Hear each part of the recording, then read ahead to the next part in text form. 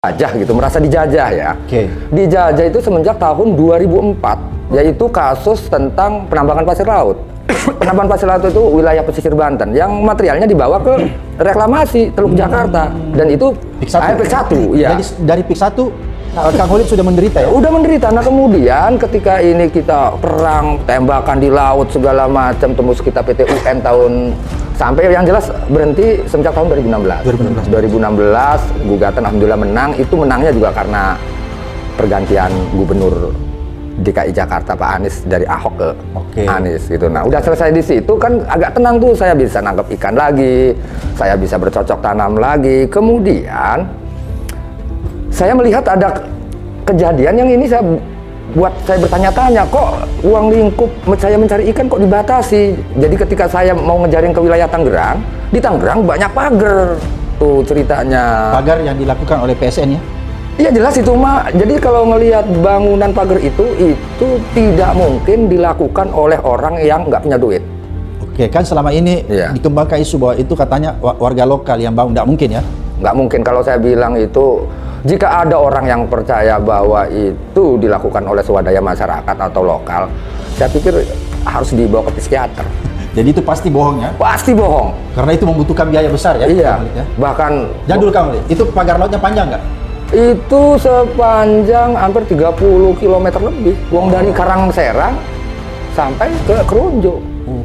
Nah, pembangunan pagar laut menjadi sorotan publik karena berpotensi dilakukan malpraktek yang merugikan banyak pihak, termasuk masyarakat yang memiliki hak atas tanah di kawasan pesisir. Negara memiliki kewenangan untuk melakukan investigasi jika terdapat indikasi terjadinya pelanggaran atau malpraktek dalam proses penerbitan SHM, khususnya yang terkait dengan wilayah perairan dan laut. Pengawasan sangat penting untuk memastikan bahwa prosedur administratif yang dilakukan sesuai dengan peraturan perundang-undangan yang berlaku. Salah satu bentuk malpraktek yang baru-baru ini terjadi adalah penerbitan SHM di area laut yang seharusnya tidak bisa dijadikan objek hak milik pribadi. Proses ini seringkali melibatkan banyak lembaga dan instansi pemerintah, seperti Badan Pertanahan Nasional, Kementerian Kelautan dan Perikanan, serta pemerintah daerah. Itu laku. Surat-surat yang tidak ada lahannya, yang sudah habis, kena abrasi, itu laku. 8.000 per meter. Semaunya. Kalau yang beredar itu 8.000. Nah ternyata tujuannya adalah itu. Gitu kan. Dia akan mengkampling-kampling seolah ini tambaknya masih ada, gitu kan, ditransaksikan, lalu kemudian ini akan direklamasi. Kenapa modelnya seperti itu? Nah, ini adalah cara reklamasi yang paling murah dan cepat. Karena apa? Dia tidak mereklamasi laut, tetapi menguruk tambak. Kalau dia ansih mereklamasi laut, izinnya akan berlibat. Harus ada KLHS, ya kan, kajian lingkungan hidup strategisnya, gitu kan, AMDAL-nya kan, gitu kan, sangat ribet. Sampai dulu saja Kabupaten Tangerang gagal untuk membuat 3 pulau palsu di Tangerang karena tidak punya dokumen KLHS. Nah seperti itu apa kejadiannya? Gitu. Kalau menurut saya, jadi kalau misalnya sekarang negara kebingungan mencari, saya pikir pura-pura lah, bohong. DKP itu dia melakukan sidak itu tidak cuma sekali di DKP provinsi. Dari mulai 7 kilo disidak, ya kan. Lalu kemudian setelah disidak itu tahu tidak ada izinnya, ya kan, berhenti sebentar, jalan lagi, gitu kan. Sampai 30 kilo. Gak mungkin lah, gitu kan. Dan tidak ada satupun yang berani menyatakan bahwa itu PIK yang melakukan, gitu kan. Tidak ada aparat yang berani menyatakan. Tidak ada. Padahal di situ ada yang namanya TNI AL, ada Polair, ya kan, ada PSDKP, ada kemudian Bakamla, Badan Keamanan Laut, ada semua di situ. Diam membisu semua. Diam semua, bahkan ya seolah-olah ini misteri, kan gak masuk akal. Ini terjadi di dalam, maksudnya dekat dengan Jakarta loh. Iya kan, dengan pusat pemerintahan loh, dekat gitu. Bagaimana yang ada di perbatasan sana, pelanggaran-pelanggarannya? Seperti di Rempang. Ya di Rempang atau pokoknya yang jauh dari inilah gitu kan. Bagaimana? Ini aja tidak tahu, apalagi yang di luar sana. Berarti mereka nggak kerja, ya kan?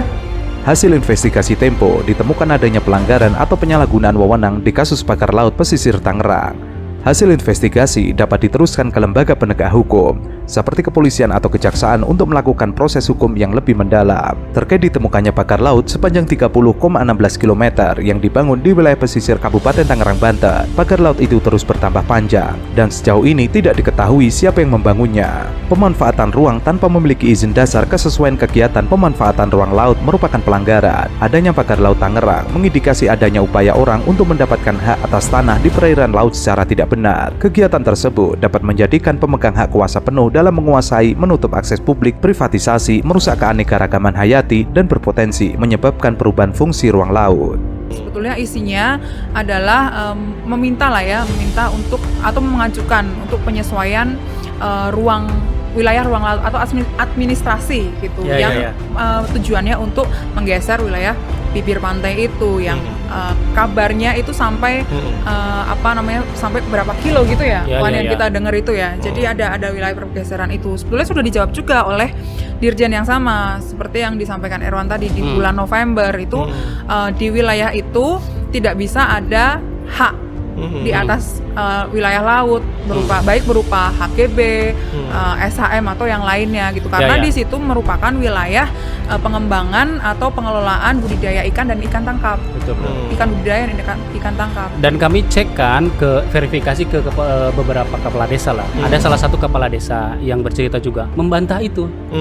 Membantah telah mengajukan. Betul. Dan surat itu nggak ada katanya, bukan dari saya. Terus ditanya, ini bener gak warga-warga Bapak? Bukan katanya. Karena dalam surat itu yang diajukan ada warganya yang memiliki girik itu loh. Mengaku punya girik itu. Bukan katanya. Loh, gimana ini ceritanya? Kira-kira kayak gitu.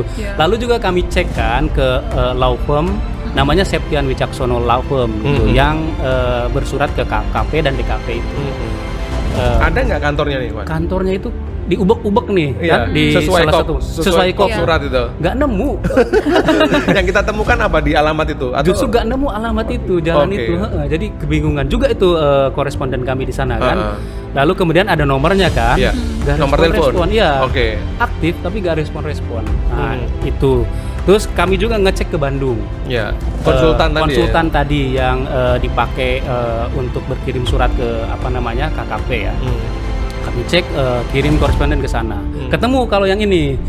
Dan dia menjawab, kami hanya sebatas konsultan saja karena suatu waktu kantor dia didatangi oleh orang bernama Ardi.